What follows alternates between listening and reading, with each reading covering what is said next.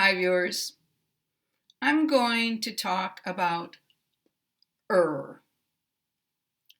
I've chosen 3 words that contain and early, girl, finger. You can see that the spelling, here it's at the beginning of the word, the spelling E-A-R, here the middle I-R, and here the ending E-R. You will find different spellings for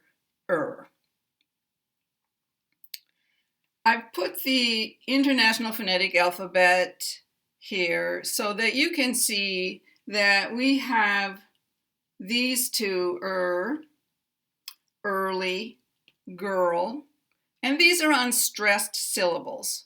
Early, girl. This one, finger, this is an unstressed syllable, and it sounds different.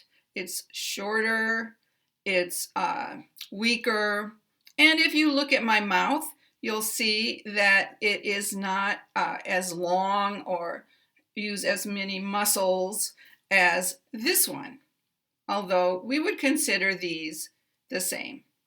So, early, girl, finger. Now, is not the only vowel plus R.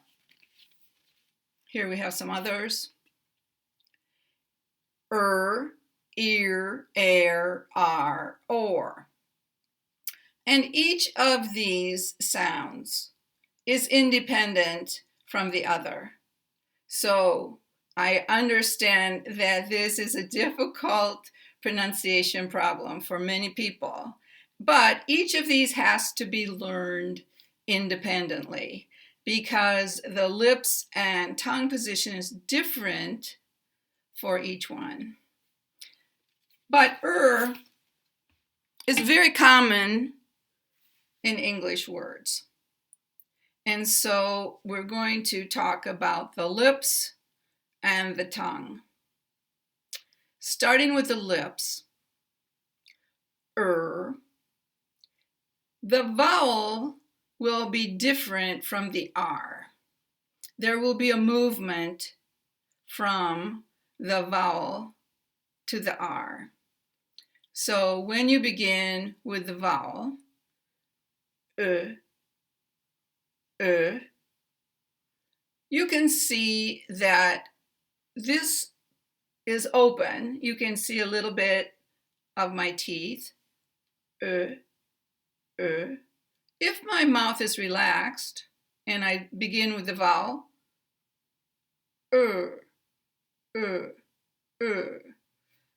these side muscles will pinch together a little bit.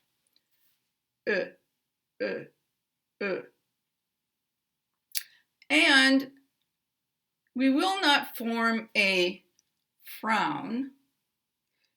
We'll form a little bit of an up smile, but not too much.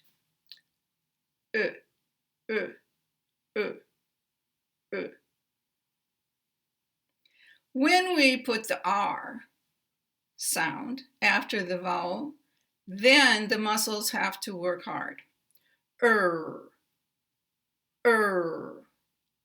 Now my lips come together more. The opening is smaller, so that requires more muscle. And this pinch gets harder. And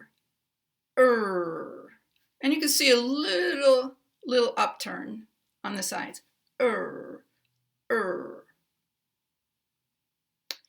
Now, the tongue. The tongue in is a spoon shape.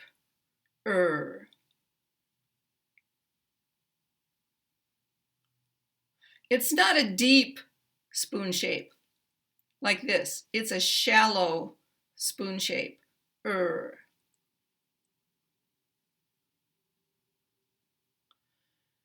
And this spoon shape is not forward. It's more back. So if I say my tongue is not up close to my front teeth. It's back. So if you think of a sound like G, G, G, G, this is a back consonant. And your tongue is pulled back. And this is similar to Your tongue is going to be back. In fact, in the word girl, I don't have to move my tongue so much because it's already back. When you make this spoon-shaped tongue, the edges are up, not too much, but the important thing to remember is that here we have this raised tongue. This part of the tongue never touches anything. It is like a helicopter. It's in the air. It's suspended.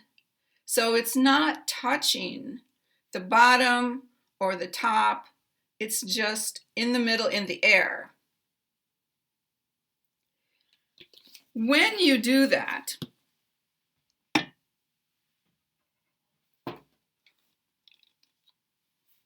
you will be using these muscles that are sort of right behind this part. And these muscles are going to push up and touch the top, above your teeth, the skin above your teeth. This is where the power is.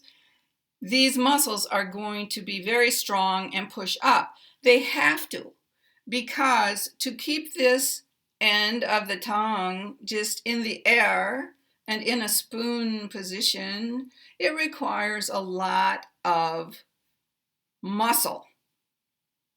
Now, the back consonant G would use these muscles more, way in the back, but is going to use these that are a little farther forward than for G. Now, what happens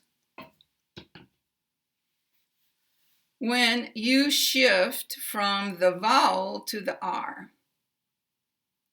What happens is these muscles, which are touching above your teeth and pushing up, are going to slide back for the R.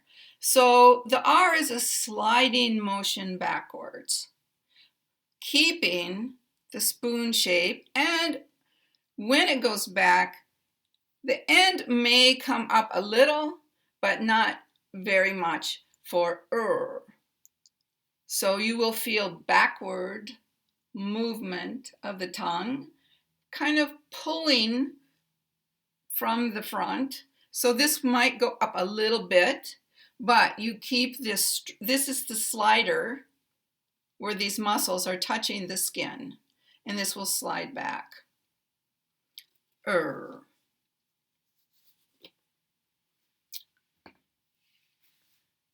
Thanks for watching, and thanks for learning English.